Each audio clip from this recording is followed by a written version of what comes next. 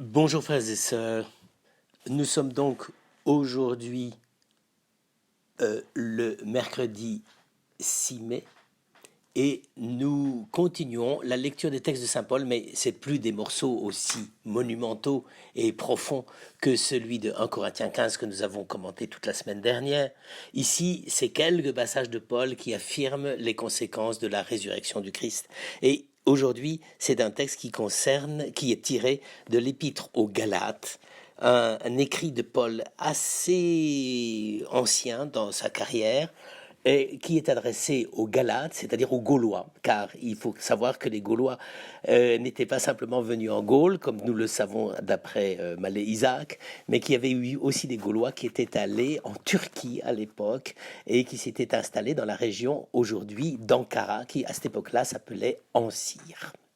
Et il avait eu un certain succès dans sa prédication auprès de ces Gaulois, qu'il traite d'ailleurs de stupides à un certain moment. Ne faisons pas les malins, mais il leur avait annoncé l'évangile de la résurrection et derrière, il y avait eu des groupes un peu conservateurs qui avaient pris possession de la communauté des Galates gaulois en leur disant « Mais non, vous savez, Paul, c'est trop progressiste, il faut se méfier, il dit un peu ce qu'il veut, il arrange l'évangile à sa manière, etc. » Donc, Paul, furieux d'apprendre cela, envoie une véritable mercuriale à ces pauvres Galates en leur disant « Écoutez, moi je ne me suis pas cassé la tête pour vous annoncer un évangile de pacotille, et il le dit d'ailleurs à un certain moment, même si un ange venait vous annoncer le contraire, eh bien il aurait tort. » Donc, vous voyez, Paul est quelqu'un qui ne doute pas de sa parole et de son évangile, c'est la preuve par neuf.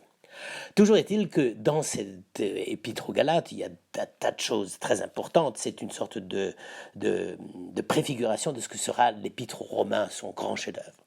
Mais dans l'épître aux Galates, nous sommes au chapitre 3 et les versets 22 à 28.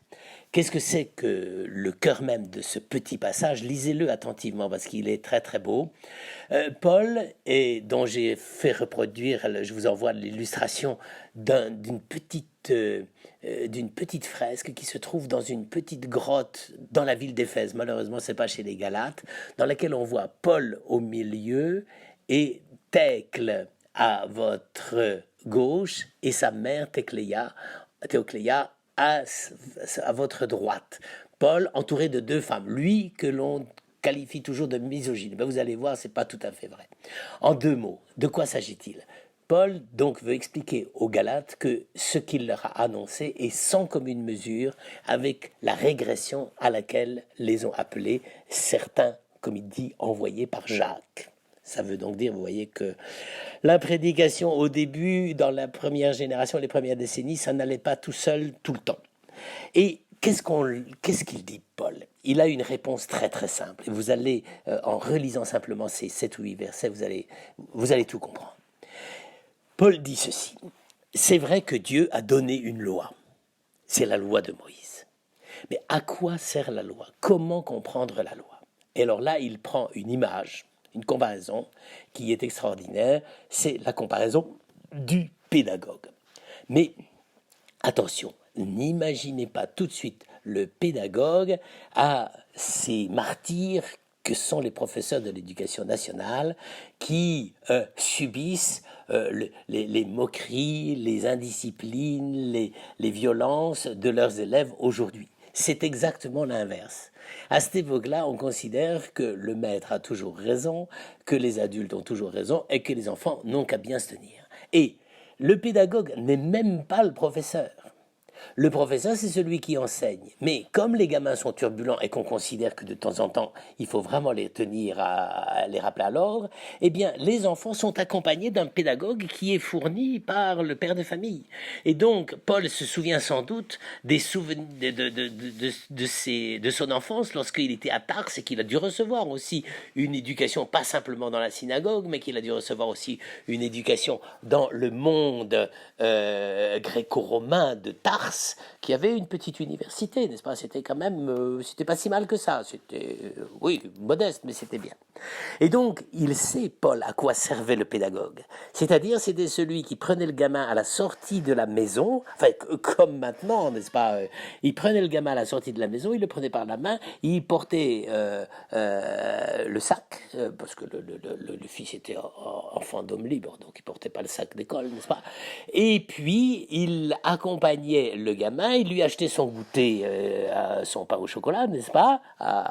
Et après, il conduisait l'enfant chez le pédagogue qui avait une petite échoppe. C'était ouvert sur la rue, n'est-ce pas? Donc, évidemment, il y avait des belles occasions de distraction.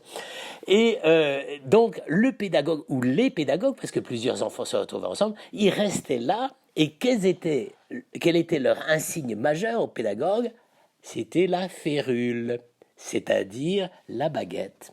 C'était de l'éducation à la baguette. Évidemment, le professeur, lui, ne tenait pas à la baguette, n'est-ce pas? Nous, avec Jules Ferry, on a fait des économies, on a assimilé et le professeur et le pédagogue.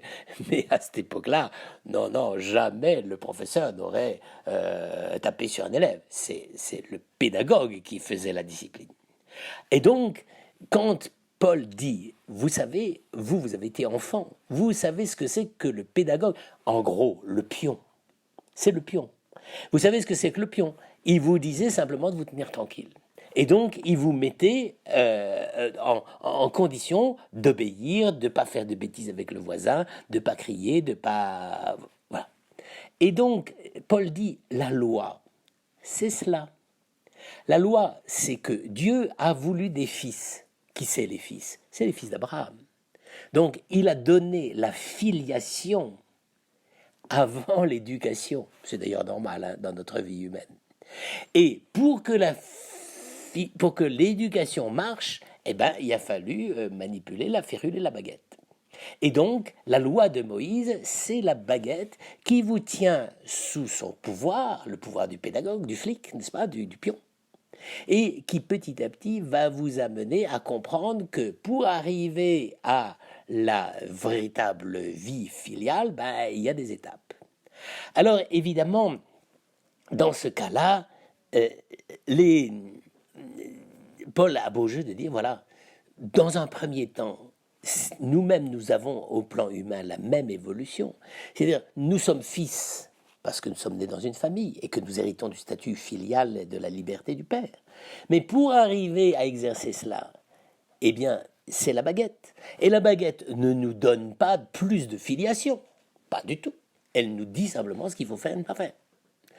Et par conséquent, Paul dit, qu'est-ce qu'a fait le Christ?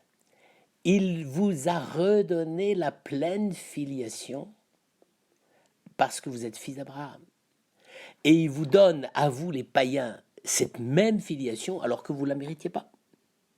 Mais il y a une différence entre la foi qui conduit, qui donne la filiation, et la préparation pédagogique du pédagogue du pion, qui vous prépare et qui fait que vous pouvez recevoir un jour la plénitude de la foi. Alors, et de la vie filiale. Alors, vous voyez l'importance de ce texte, c'est que Paul explique que la loi ne peut pas donner la vie. Elle ne peut pas, comme il dit, justifier, c'est-à-dire donner une vraie attitude de fils.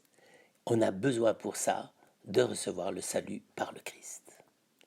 Alors il ajoute une chose qui est quand même assez extraordinaire et qui mérite d'être lue aujourd'hui, parce que c'est quand même le texte le plus révolutionnaire de Paul, même si on en parle un petit peu moins qu'avant. Il dit, donc, notre pédagogue jusqu'au jour du Christ, c'était la loi en vue de notre justification, c'est-à-dire notre entrée en amitié, en liberté dans le Christ. Et donc à ce moment-là, il dit, la foi étant venue, car la foi c'est quoi?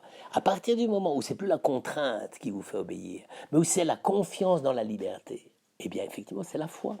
C'est ça la foi. C'est pas autre chose. C'est la manière propre de vivre la vie filiale, n'est-ce pas? Eh bien, à partir de ce moment-là, tous par la foi, vous êtes devenus fils de Dieu en Jésus-Christ, car vous tous qui avez été baptisés dans le Christ, vous avez revêtu le Christ. Voilà le salut. Il n'y a plus ni juif, ni grec, ni esclave, ni homme libre, ni homme, ni femme. Tous, vous n'êtes qu'un seul par le Christ Jésus. Bien, frères et sœurs, c'est extraordinaire, c'est pour ça que je trouve extraordinaire aussi la petite fresque, c'est que Paul est entouré de deux dames, sa disciple bien-aimée Thècle, qu'il aimait beaucoup, et maman. Mais c'était pas la belle-mère, c'était maman de Thècle. Et c'est pour ça que Paul, et vous remarquerez qu'ici, il est représenté un peu chauve, n'est-ce pas? C'est une des choses que l'on avait repéré chez Paul et qui, précisément, dans les actes de Thècle, la petite dame qui est dans sa cahute là à gauche, elle avait dit qu'il était chauve. On dit en plus qu'il n'était pas très très très beau, mais enfin ça c'est un autre problème. Mais vous voyez qu'ils ont encore des costumes romains. Et les deux dames, l'une qui a le voile parce que c'est une matrone, c'est la mère de cette Écléia, et puis Thècle qui elle a les cheveux au vent, bon, donc c'est un peu émancipé, n'est-ce pas? Et puis Paul est au milieu comme le pédagogue, non plus, il n'est plus pédagogue, il est véritablement celui qui fait découvrir la liberté de la foi au Christ, où il n'y a plus ni homme ni femme. Eh bien, passons cette belle journée de printemps sous la lumière de cette magnifique phrase et de cette découverte de notre propre salut et de notre vrai statut dans la filiation divine par le Christ qui nous a sauvés par sa résurrection.